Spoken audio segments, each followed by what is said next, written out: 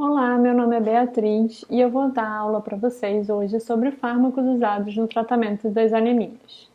Para começar a nossa aula, a ideia é que eu apresente aqui esse caso clínico e que ao longo da aula a gente vá resolvendo ele e aí trazendo um pouco para a nossa realidade. Então, nesse caso, a gente tem um paciente que foi ao médico reclamando de fraquezas, tonturas e desconfortos no trato gastrointestinal. Ele conta que há 10 anos é vegetariano e há 8 anos é vegetariano estrito. Além disso, ele conta também que ele fez essa decisão e sem nenhum acompanhamento nutricional. No exame feito pelo médico, ele verificou que o paciente estava pálido e que apresentava letargias nas suas ações. O exame laboratorial, então, apresentou um hematócrito de 30%, então abaixo do valor de referência, a concentração de hemoglobina de 9,4, que também é um valor abaixo da de referência, o volume corpuscular médio aumentado, a concentração de hemoglobina corpuscular média dentro da normalidade e uma baixa contagem de reticulócitos. Além disso, o nível sérico de ferro, então, estava dentro da normalidade. Baseado nesse quadro, a gente tem que responder qual é o diagnóstico desse paciente. Antes de iniciar uma terapia, faz necessário fazer algum outro exame além desses, E qual seria, então, o tratamento, a terapia recomendada. Então, vamos conversando e vendo se a gente consegue resolver ao longo da aula. Bem, para falar de anemias, a gente tem que falar da composição do sangue, Então, o sangue ele é composto por plasma, pelos elementos que são glóbulos vermelhos, glóbulos brancos e plaquetas. Os glóbulos vermelhos, eles são estruturas anucleadas que possuem dentro dele uma proteína chamada hemoglobina. Essa proteína é um tetrâmero, que ela é então formada de 4 globinas e essas globinas elas são 2 do tipo alfa, de cadeia alfa, e 2 de tipo beta. Dentro dessa globina existe uma estrutura chamada o grupamento M, que tem no seu centro ferro, que consegue fazer ligações reversíveis com oxigênio, dando então a função desses glóbulos vermelhos no sangue, que é de quê? Carrear o oxigênio. Esses glóbulos vermelhos, eles vão sendo renovados pelo organismo mais ou menos a cada 120 dias. E como se dá, então, esse processo de produção desses elementos no sangue? Na verdade, ele se dá dentro da medula óssea, num processo conhecido como hematopoese, em que as células tronco hematopoéticas elas são estimuladas a se diferenciar nesses elementos. Então, depende muito do estímulo que vai chegar para fazer essa diferenciação. Esse processo é comum para a produção de plaquetas, de eritrócitos e de glóbulos brancos. E é importante para esse processo alguns elementos nutricionais, como o ferro, a vitamina B12, o ácido fólico. E para fazer essa diferenciação, um agente muito importante são os fatores de crescimento hematopoéticos, que vão ajudar não só a fazer o crescimento dessas células, mas também a diferenciação para qual tipo de elemento elas vão seguir. No caso dos glóbulos vermelhos, a gente tem um processo chamado de eritropoese. Nesse processo, o que acontece? Quando a gente tem uma diminuição dessa massa de glóbulos vermelhos, no sangue, a gente tem uma diminuição da pressão parcial de oxigênio no sangue. E isso é sentido, pelas células renais. Então, as células renais, então, liberam um fator de crescimento chamado eritropoetina, que faz, então, a estimulação, que estimula essa diferenciação dessas células tronco que estão presentes na medula óssea em células vermelhas, em glóbulos vermelhos. Bem, então esse processo que acontece dentro da medula, ele é dividido em dois grandes pontos, que é um processo de proliferação, que é estimulado então pela eritropoetina, em que você tem o estímulo daquela célula tronco a se diferenciar então em proeritroblastos e assim por diante, até chegar nesse processo de proliferação a gente tem então uma alta produção de hemoglobina e é muito importante para essa parte a presença de alguns fatores dietéticos, como a vitamina B12. Depois dessa etapa de proliferação, a gente tem a etapa de maturação. Essa etapa de maturação, a gente tem então o crescimento dessa estrutura, né? E a perda então daquele núcleo. Nesse processo é quando a gente também tem a captação de ferro para dentro desses eritrócitos e a gente tem a presença e a necessidade do ácido fólico ou do folato, tá? Bem, e como é que se dá esse tempo que fica esse eritrócito no organismo, né? Então, como eu disse, os eritrócitos eles são produzidos na medula óssea e aí quando eles chegam então na sua estrutura maturada, né, ele é liberado dentro da circulação. Na circulação, então, sanguínea, ele permanece carreando o oxigênio, né, e sendo importante nessa etapa de distribuição de oxigênio por mais ou menos 120 dias, quando ele fica envelhecido e ele é reconhecido, então, pelos órgãos do retículo endoplasmático, que tem as células do retículo endoplasmático que vão fazer a destruição desses eritrócitos envelhecidos. Bem, durante essa destruição, né, a gente o nosso organismo consegue reaproveitar alguns dos elementos que estão presentes nesses eritrócitos. Então, por exemplo, a própria globina, ela é quebrada em aminoácidos e ela pode ser reaproveitada para formar nova globina ou outras proteínas. A gente tem o ferro, né, que vai então ele pode voltar para a circulação sanguínea, né, e se ligar então a uma proteína transportadora presente na circulação sanguínea, que é a transferrina, ou ele pode ser estocado dentro do fígado na forma de ferritina, tá? E o grupamento M, então, ele vai então para a bilirrubina. Bem, e aí esse material ele pode ser reaproveitado, então, por exemplo, o ferro pode ser reaproveitado na produção de novos eritrócitos. Bem, o que é a anemia, né? Então, a anemia, como eu disse, é uma doença que é no sangue e ela se dá quando você tem a concentração de eritrócitos está abaixo do normal. E aí, com isso, a gente não consegue atender as demandas fisiológicas, por exemplo, de distribuição de oxigênio. Então, é característico um paciente ser considerado anêmico quando for homem abaixo de 13 gramas de hemoglobina por decilitros e mulheres com uma concentração de 12 gramas por decilitro. Além da anemia, né, que é essa doença do sangue, a gente tem a leucopenia, que seria uma redução do número de leucócitos, e a trombocitopenia, que seria uma redução do número de plaquetas. E isso pode estar associado à anemia ou não, e quando esse quadro como um todo está associado, a gente pode inferir que existe alguma coisa afetando a medula óssea, né? Então pode ser uma leucemia, por exemplo, ou até mesmo um processo de tratamento de câncer como radioterapia. Bem, quais são as causas de anemia, né? Então você pode ter uma diminuição da produção medular de eritrócitos ou um aumento dessa destruição ou perda excessiva de eritrócitos. Quando há uma diminuição dessa produção medular de eritrócitos, ela pode ser dada por uma doença da medula óssea, então como eu falei, né, a própria leucemia, uma redução da produção de eritropoetina, que é muito comum para pacientes que estão com insuficiência renal crônica. Doenças inflamatórias crônicas e de infecção afetam então esse processo de diferenciação celular.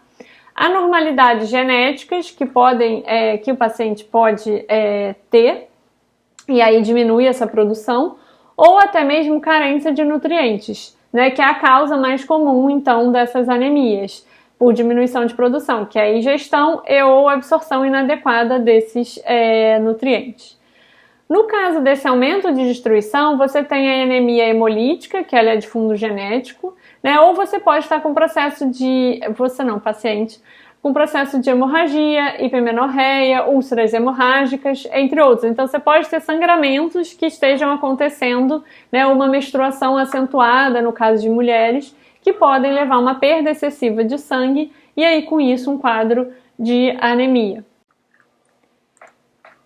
E quais são os tipos de anemia que a gente tem? A gente tem a anemia aplástica, em que o paciente, então, vai apresentar uma diminuição de todos os componentes da medula, né? Então, ele não só vai apresentar uma anemia, como também vai apresentar uma neutropenia, né? um outro quadro de diminuição de plaqueta.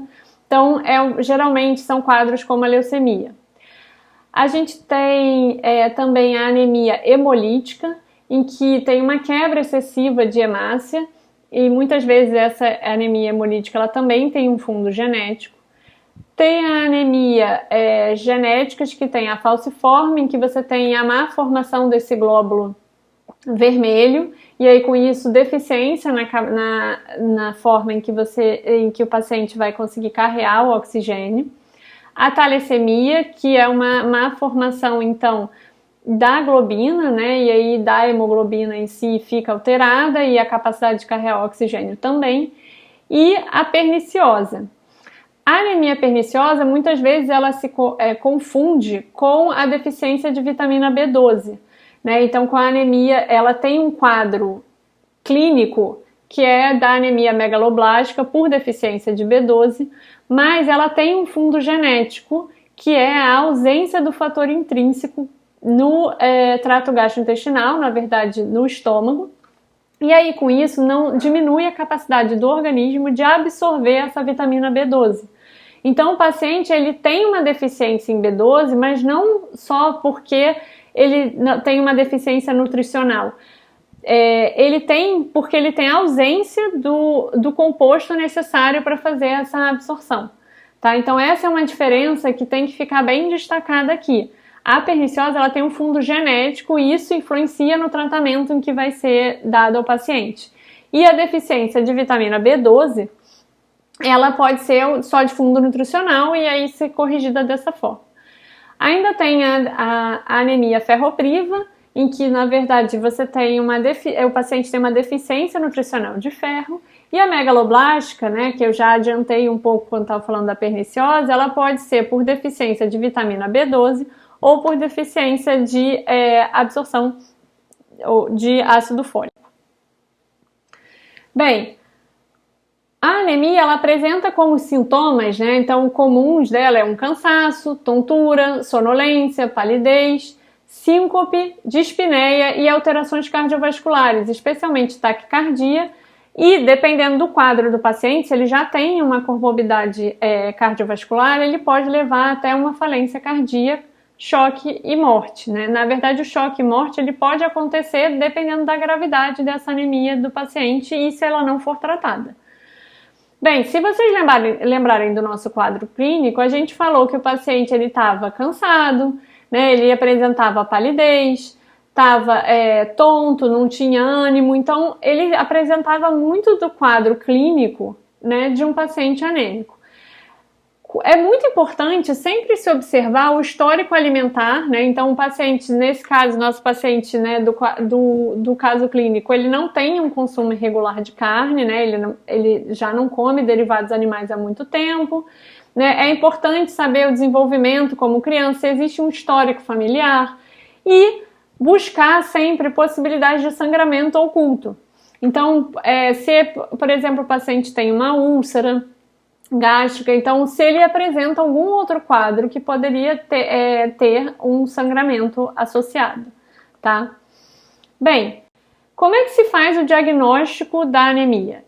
O diagnóstico ele se dá começando por um hemograma completo, né? Então que a gente vai avaliar toda a série vermelha, a série branca, as plaquetas, né? Isso aqui é muito importante para a gente poder até diferenciar se é uma anemia apenas ou se é um quadro um pouco mais complexo, né? Então, por exemplo, quando é o caso da anemia aplástica, que você tem uma alteração na medula, né? E aí você também vai ter um leucograma que vai estar abaixo, vai ter um número de plaquetas diminuído, e aí isso gera um outro tipo de tratamento.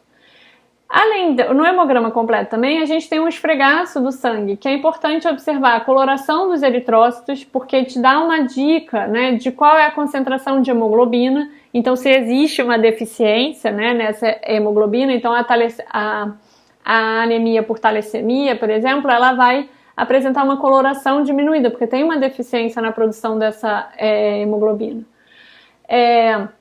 A variação desse tamanho celular, que é a anisocistose, e a poiquilocitose, que é a variação da forma celular, que é importante, por exemplo, a gente diagnosticar anemias como a anemia falciforme. E além desses exames, né, busca-se também fazer outros tipos de exames complementares. Então, por exemplo, o estudo de suprimento de ferro, então o ferro sérico, a ferritina, então que seria o ferro que está armazenado, a capacidade total de ligação de ferro, o índice de saturação da transferrina, que é a proteína que carrega o ferro, a cinética dessa ligação da transferrina. Isso tudo te dá uma ideia se é, por exemplo, uma anemia ferropriva. Né? Se existe um processo de inflamação, então isso é importante para saber se o paciente está com alguma coisa que está alterando aquela produção da medula óssea, né, dos glóbulos vermelhos. A concentração sérica de ácido fólico, de vitamina B12 são essenciais também para a gente saber exatamente, por exemplo, se o paciente tem uma deficiência nutricional desses elementos, né? A contagem de reticulócitos, isso é muito importante porque, na verdade, os reticulócitos eles são precursores dos eritrócitos. E se tem no sangue a presença desses reticulócitos, isso acaba sendo um ponto crítico, né, nessa etapa. Por quê? Porque a gente vai estar com presença de precursores de eritrócitos no sangue. Então, o paciente não está conseguindo produzir de forma adequada essas células. Bem, e a gente também tem a homocisteína, que a presença de homocisteína ela é um indicador bastante forte de anemia de vitamina B12, como a gente vai ver mais para frente. Além disso, pode-se buscar outros pontos, né? Então, uma vez que foi diagnosticada a anemia, vai se buscar sangramentos ocultos, se tem a presença de urina escurecida, que aí mostra exatamente esse sangramento oculto. Em caso de crianças, né, hepatoesplenomegalia, que é que na verdade você acaba tendo uma parte dessa produção de eritrócitos em crianças fora da medula, também no fígado e baço, e aí isso pode gerar um aumento desses órgãos, né, e o indicador, então, de alguma deficiência. Bem, dentro dessas células vermelhas que a gente, né, do hemograma, então, a gente vai ter como pontos críticos de avaliação a hemoglobina, né, então a concentração dessa hemoglobina, e aí ela vai dizer a quantidade que a gente tem, né, de hemoglobina. O hematócrito, então, na verdade, a concentração de células, ela te dá a concentração de células vermelhas, porque ele te dá o volume dessas células, né, o volume que está ocupando. E esse hematócrito ele pode variar um pouco com o estado clínico também do paciente. Então, por exemplo, se é um paciente que teve uma queimadura, né, ele muda um pouco essa volemia, então você pode ter um aumento desses hematócritos por uma alteração de volemia do paciente. O volume corpuscular médio, né, que vai te dar um tamanho médio das células vermelhas. Isso é muito importante para a gente saber qual é o tipo de anemia da qual a gente está falando.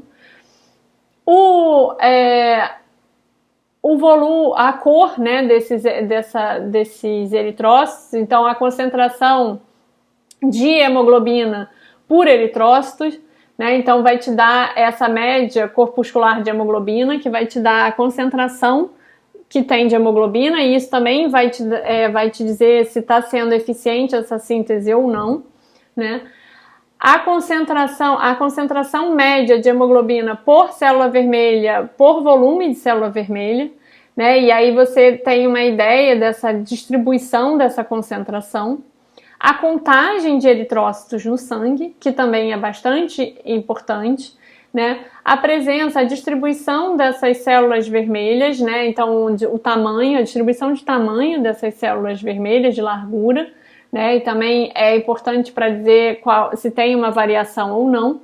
E a presença de reticulócitos, como eu disse, que são células vermelhas imaturas, né, e aí isso mostra que a gente que o paciente está tendo uma síntese inadequada.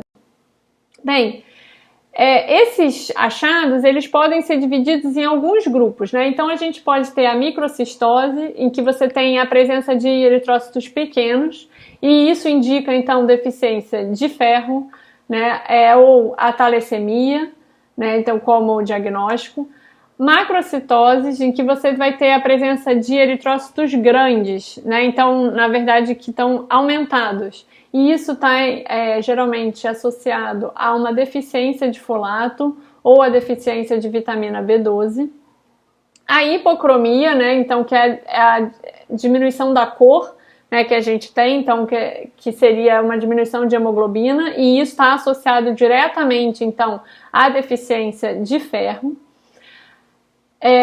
Outro ponto que a gente também tem, que também são importantes, a presença de reticuloses, né, que estão, então, normalmente de células muito novas, né, presentes no sangue, e isso quer dizer que a gente provavelmente tem uma anemia hemolítica, porque se você tem muitas células que estão imaturas, já não está tendo tempo suficiente de maturar essas células antes delas serem liberadas para o sangue. Então, dentro das classificações dessas anemias, a gente pode fazer uma classificação desses eritrócitos baseados no tamanho e na cor. Então, se eles estão normocítica, que a gente diz, então eles têm um tamanho, um volume de eritrócitos entre 80 e 96, então um volume normal. Quando eles estão maiores do que isso, eles são chamados de macrocítica. Quando estão menores, de microcítica. E a cor, a gente tem normocrômica, em que você teria uma concentração, então, de hemoglobina no eritrócito entre 32 e 36. Ele também pode ser hipercrônica, então, que você vai ter uma concentração de eritrócitos aumentada, ou hipocrônica. E aí a combinação desses quadros é que vão te ajudar também a dar o tipo de diagnóstico. Então, vocês vão ver que, por exemplo, a gente pode ter uma anemia que é microcística, ou seja, é a produção de uma célula pequena, né? E hipocrômica, sem cor, né? Então com pouca hemoglobina. E aí, normalmente, isso está vinculado a uma deficiência de captação do ferro, né? Também pode ser por uma questão de inflamação crônica, né? E aí você não está tendo correto diferenciação celular na medula. Pode ter a normocítica e normocrônica, que na verdade normalmente está vinculada à doença renal crônica, à inflamação, né? São anemias mais específicas, mais críticas, voltadas a essa questão da inflamação.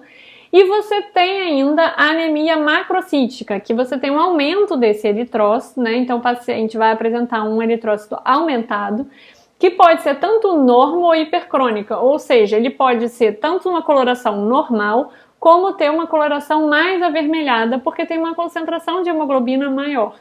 E normalmente isso está vinculado, então, à presença de vitamina B12, ou a ausência, de vitamina B12 ou de folato, né? A anemia aplástica, né? Então, que seria aquela anemia mais grave, que normalmente está vinculada a alguma doença na medula, né? A própria aplasia, mas o que a gente vai focar mesmo é na deficiência nutricional de vitamina B12 ou folato. Então, só para vocês verem a carinha, né, o que a gente tem quando faz esse esfregaço? Essa seria uma hemácia normal. Quando a gente tem uma anemia microcística, você vê que a coloração dela diminui, né, ela fica bem transparente e diminuída. Quando a gente tem uma anemia, quando o paciente tem uma anemia macrocítica, a gente vai ter aqui um aumento, né, dessas estruturas de hemácia e, na verdade, pode ter uma coloração aumentada, que seria, então, aquela hipercrônica. Nas doenças crônicas, o paciente não vai apresentar uma grande mudança, né, do tamanho em si, pode ter um aumento leve, mas a gente tem uma mudança da coloração, né, porque tem uma ausência nessa produção eficiente de hemoglobina e da captação de hemoglobina corretamente nesses eritrócitos. E os reticulócitos, eles ainda, como eles são células que ainda não estão maturadas, né, eles ainda possuem o material genético dentro deles. E com isso, eles acabam conseguindo fazer uma diferenciação com uma coloração específica para DNA e RNA e ficam azulados. Então, quando o paciente apresenta então reticulócitos no sangue, ele apresenta esse quadro assim, de células azuladas no sangue, que mostram então a presença desses eritrócitos imaturos no sangue.